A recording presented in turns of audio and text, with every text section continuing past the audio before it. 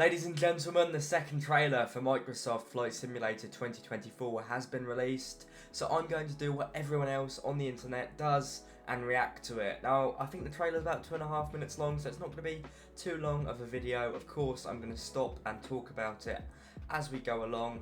This will be the first proper time I watched the trailer. The first time it came out, I was out in the pub, so I didn't really take a good look at it. But let's get into it. Let's have a look at the trailer for the next installment in the Microsoft Flight Simulator franchise, because I think we're all looking forward to it. So we start off on Monument Valley, I believe. Looking good, but looking similar to Microsoft Flight Sim 2020. Clouds don't look too dissimilar.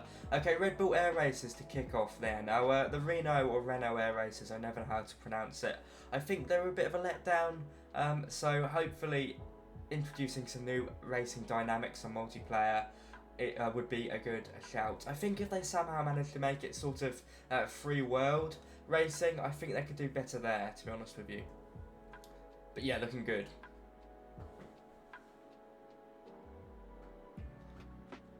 Okay, let's stop there. There's a lot to talk about. So we've definitely got a United 787 sat in front of JFK's control tower, looking very good. Now, AI traffic's an interesting point, because if you want decent AI traffic on the sim at the moment on PC, you need third-party software. So if they can integrate AI traffic from the start, I think they're onto a winner. Licensing with liveries is always interesting, but they've definitely got United, they've definitely got KLM, and by the looks of it, British Airways as well. So let's keep going, but AI traffic, that's something to look forward to. Look at that. Right, that's a KLM A330. Now what sticks out to me, there's a few things. We've got the pilot walking up to the plane, we've got the engine covers covering the General Electric CF6 engines. Also looks like we've got some pitot tube and port covers on the front here as well. That's exciting. I'm going to hazard a guess, it's quite an obvious one, but I'm going to say you're going to be able to control a sort of pilot avatar or pilot character, I guess you are in this case. This lady seems to be a captain. I'm going to take a punt and say maybe you'll be able to do like walkarounds and pre-flight inspections, and of course after flight inspections as well. And I'm going to say all this stuff on the plane is interactive, so you'll be able to go around and take the engine covers off and take off the port covers. I don't know how it works on planes like this because they're quite high up, so I imagine you need a step ladder or a ladder or something to get them off. But maybe as well, and this is speculation because I've seen the guys in the high vis to the right, maybe you'll be able to play as ground crew. That'd be quite cool because there's still chocks down here, and of course the pilot isn't the person to remove the chocks because they're normally in the plane, so you never know what they might do. I think if there's an interactive character you can play as, I don't see why they wouldn't be able to add sort of ground roll dynamic into it. That could be quite exciting, but let's keep going. A330 is looking great as well. I believe that's being worked on by AnyBuilds, and yet you can see the remove before flight tags dangling in the wind, so they're focusing on that for a reason. Okay, yeah, we've got some 3D passengers walking in the jetway towards the plane. At the moment, the only way you can do this, and it's a new feature on Ground Service X as well, is with the passengers walking to your plane and then sitting in the back. So yeah, it's pretty cool. Out of the box, we should have passengers walking about. Got more ground crew down there. It's looking very good. It's looking good. And yeah, this is by AnyBuilds, hence the flight tablet, which looks familiar to the ones AnyBuilds have introduced in the sim already. Rotating out of JFK here. This does look really good. It's a really nice takeoff. Nice sky conditions at the moment. We've got United aircraft there. Looks like a Spirit A320 in the corner as well. Looking at the skyline of New York with the Wonder World Trade Center, it looks very similar to Microsoft Flight Sim as it stands, I have to say. No major differences there. But of course we've seen how interactive it looks to be on the ground. It's quite clear they're focusing on the experience. Let's keep going. Oh yeah, there we are. As it said there, pursue your career. This is all about not just flying the plane, but using the plane. So this is a Pilatus PC-12, I'm presuming in the outback somewhere doing a medivac. And that looks really good. It's a really interesting dynamic they're setting up here. We are getting loaded into the back of PC-12. And here we've got some sort of cub doing banner tow operations. It looks really cool. I wonder if these banners will be customizable. I'm going to say probably not with people on the internet nowadays. Right, okay. This doesn't fill me with confidence, I have to say. The skyline here we're still getting the rugged auto-generated buildings or the photogrammetry buildings here. It doesn't look too good. It's something I sort of wish they'd focus on. But again, this is early days, and Microsoft Flight Sim 2020 is coming out on the 19th of November, so they've still got some time to fix it. And maybe, of course, they're keeping stuff hidden from us. Oh, here we are, we've got some VIPs walking onto an SF50. Interesting choice of jet, to be honest with you. You have made it in life, but it's not exactly a Global Express, is it? It's looking cool. This is the aspect of aviation, the industry in aviation I work in at the moment, so it's quite exciting to see VIP charters picking up passengers, maybe a pop star, into the back of your SF50.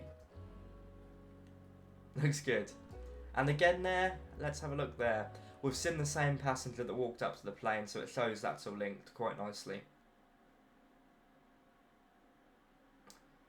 Now we've got a Robinson R66. I've never seen one of these before in real life. That's interesting, but I guess it makes sense to have the pesticide tank beneath the helicopter. So this is obviously like crop dusting, but it doesn't really exist in the UK, but looks quite cool. Sticking with the helicopter vibes, we've got some sort of search and rescue going on here.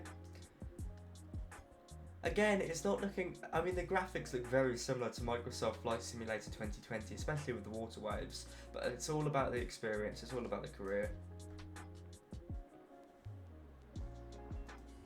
Having a look down here at the sort of auto-generated trees, I think they do look a bit nicer, they seem to be fuller. If you look around the buildings here, you've got the hedges in the right places, so I'd say the landscape probably is, they've done some tweaking there, it looks quite good.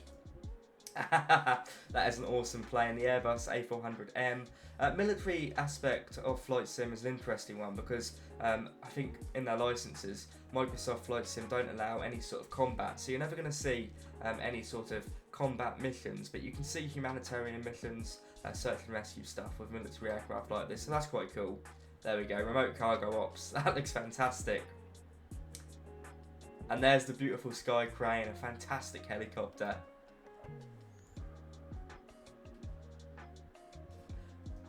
That was a good place to stop there. Let me just go back. So looking at the trees, you can see the modelling is a lot nicer. This is a big step up from Microsoft Flight Sim as it stands at the moment. That's looking really good. They actually look like their own individual models as opposed to something that's copied and pasted across the world. So that's very promising.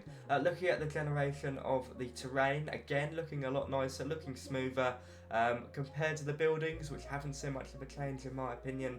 You can definitely see some decent work going on with the terrain here. Look at the mud spraying up. So this looks to be some sort of camera tool you can use and go around and frame some shots. There seems to be, yeah, that was a deer.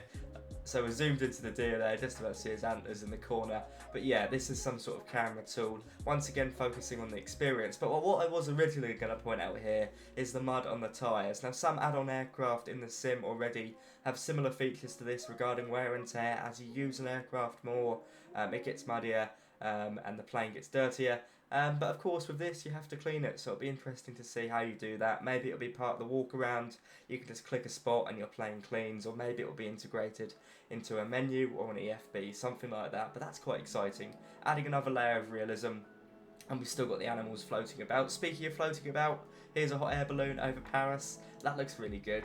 The weather engine seems to be improved slightly. No groundbreaking changes I've seen just yet, but in terms of the cloud, it's looking a lot nicer, and we're not seeing the pixelation we see in the sim at the moment, so I think that's promising. Here's an eVTOL in Dubai with the Burj Al Arab and airship over Rio. Again with the trees, they're looking a lot better. I believe these are mangroves. We've also got some crocodiles or alligators here. This is looking really good. I'm going to say they're alligators, this looks like a swamp, but I might be incorrect. And we've got the twin otter flying about. So yeah, that looks really cool stuff. That was our first little glimpse of fighter jets. Let me just go back there. Yeah, so again, of course, no combat missions, but fighter jets are always very popular, so that's good stuff.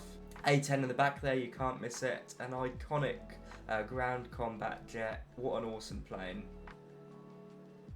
Multiplayer. Now this is an important one because I was speaking to a colleague of mine at work the other day, and his pet peeve, he flies on Xbox, and he says he hates how multiplayer aircraft don't spawn in correctly.